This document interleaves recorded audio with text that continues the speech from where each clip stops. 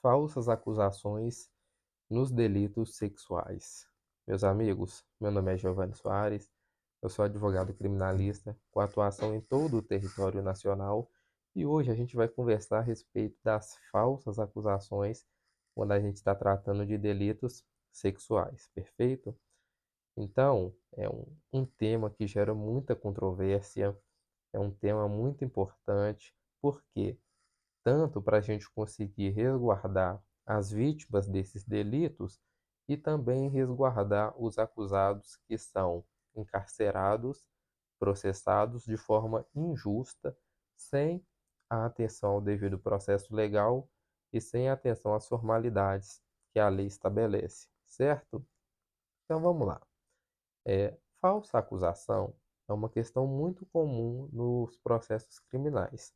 Apesar de configurar crime, noticiar um fato falso como definido como crime, as pessoas não se atentam muito a essas questões e acabam fazendo falsas acusações o tempo todo.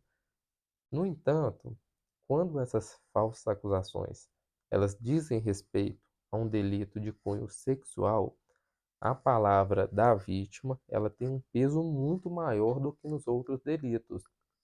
Então, por exemplo, se uma pessoa chega e fala assim, na delegacia: "Ah, determinada pessoa me roubou. Ela fez isso, isso e isso e me roubou."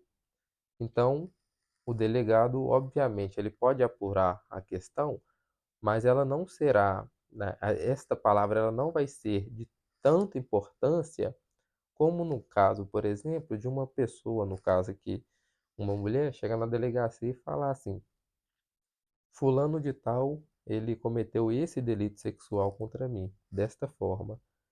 A partir do momento que ela fala isso, então essa palavra ela vai ter um peso gigantesco e a partir daí vai ser instaurado um inquérito onde essa pessoa que foi acusada, ela vai sofrer sobre si um inquérito e posteriormente um processo criminal pesadíssimo num delito que tem uma pena altíssima, num ambiente onde, se ele for encarcerado, as pessoas que estão ali custodiados vão olhar para ele com um olhar de repugna e até mesmo chegar a cometer algum ato, né, de violência física e principalmente não, mas também de violência psicológica, coação, intimidação, enfim.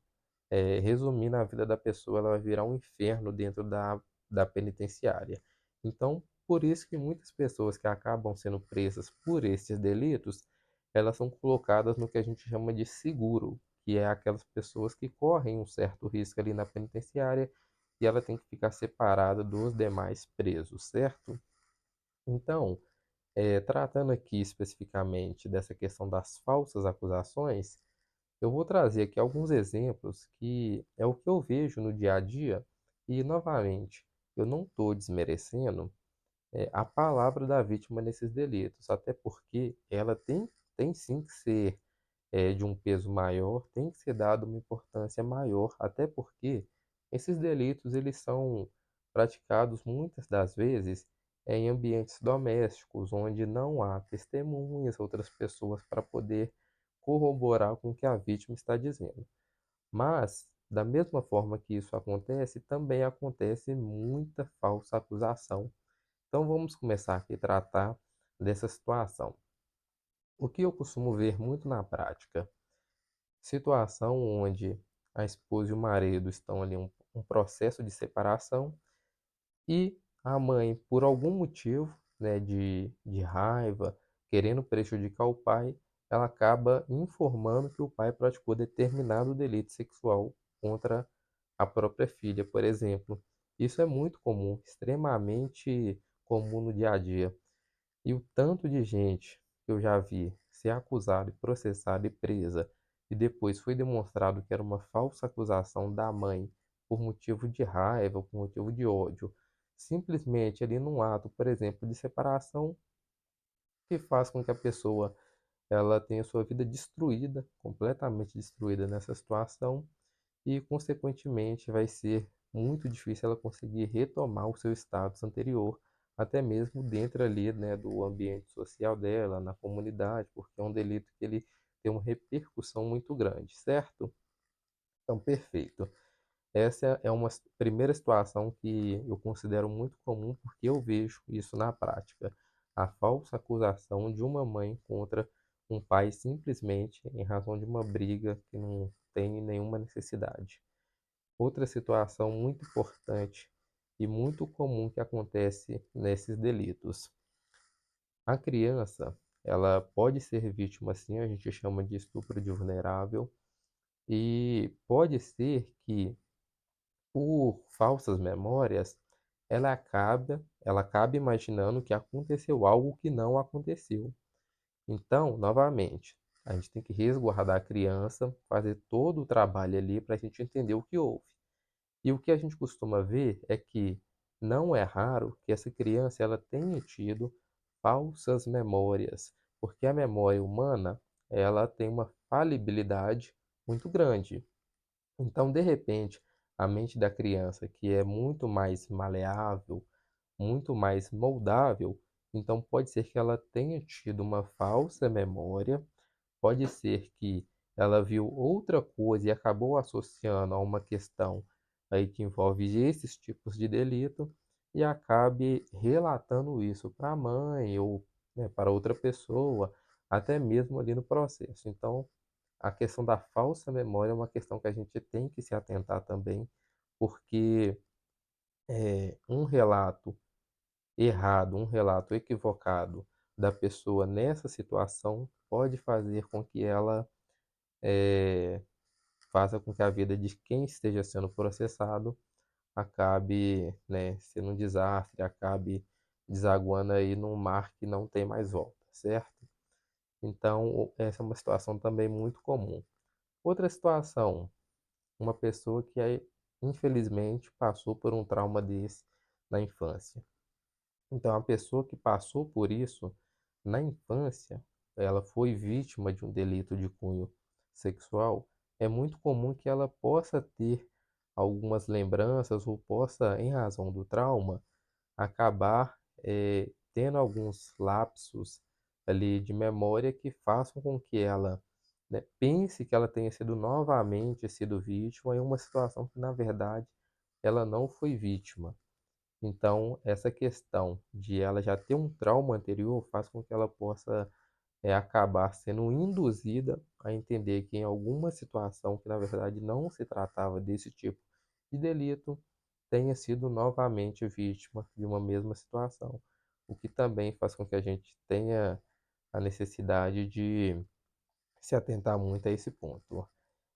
E para finalizar aqui sobre essa questão das falsas acusações, trazendo aqui novamente um ponto importante diz respeito aqui nos delitos que envolve ali uma questão de Maria da Penha, violência doméstica e familiar contra a mulher. Pode ser que sim, pode ser que o marido, o cônjuge, ele seja uma pessoa agressiva no ambiente doméstico familiar, contra sua esposa, contra seu cônjuge. Porém, ele tem que ser responsabilizado pelo fato que ele está cometendo. E muitas vezes, ao cometer um delito que envolve ali uma violência, em razão de ter tido esse ambiente, nesse ambiente ter acontecido essas posturas, a mulher, né, no caso a esposa, ela uma questão ali de raiva, em um episódio de surto, ela acaba falando assim: ah, não, já que ele teve coragem de encostar a mão em mim, agora eu acabo com a vida dele. Agora eu vou falar que ele fez isso, isso e isso comigo, que envolve as questões sexuais. Então, acredito que vocês tenham ciência disso, acabam vendo notícias disso, onde num episódio de violência doméstica, né, passe só da narrativa de que foi uma violência e passe até mesmo para uma narrativa onde a mulher acaba falando que não, que ele abusou de mim, que ele fez isso comigo, que eu não consenti, e ele fazia as coisas à força comigo. Então, isso é muito comum.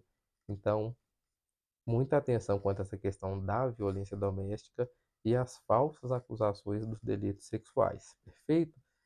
Vamos resguardar as mulheres, vamos entender, né, o que é verdade e o que não é, para que tanto elas sejam resguardadas, né, as mulheres, as crianças, e as pessoas não tenham sobre si acusações graves que podem destruir suas vidas.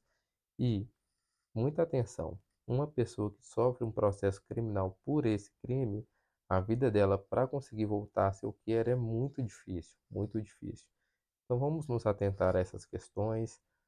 A palavra da vítima ela tem um peso importante, sim, mas ela tem que ser, né, corroborada com outros elementos.